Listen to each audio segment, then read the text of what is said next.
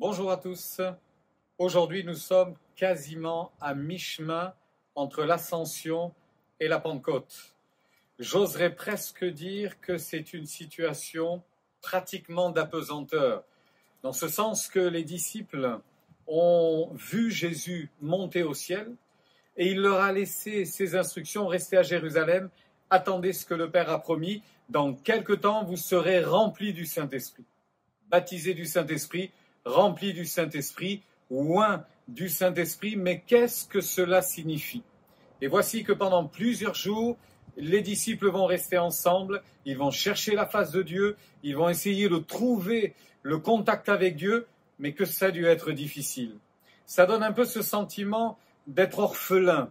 Jésus dira d'ailleurs, je ne vous laisserai pas orphelin. Il vous est avantageux que je m'en aille, je pars au ciel, mais je m'en vais. Et je vous enverrai un autre consolateur, un autre défenseur, un autre moi-même. Je vous l'enverrai, afin qu'il demeure éternellement avec vous.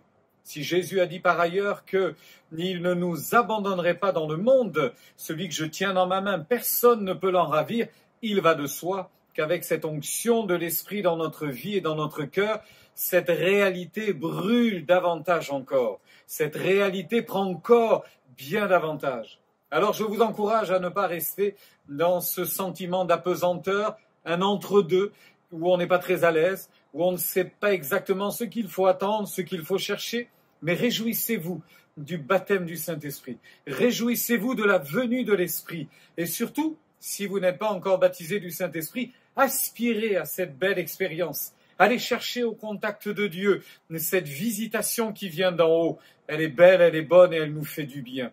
Frères et sœurs, bientôt la Pentecôte, bientôt ce moment extraordinaire où les 120 ont été remplis de l'Esprit, ça a fait du bruit, ça a changé leur vie, ça a changé le monde, votre vie a changé, votre univers a changé, le jour où Christ est entré dans votre vie, et certainement que votre témoignage a pris une autre dimension lorsque le Saint-Esprit est venu remplir votre cœur avec plénitude débordée, jusqu'à louer l'Éternel dans des langues nouvelles. Que Dieu soit béni pour la Pentecôte, que Dieu soit béni pour ces jours qui arrivent.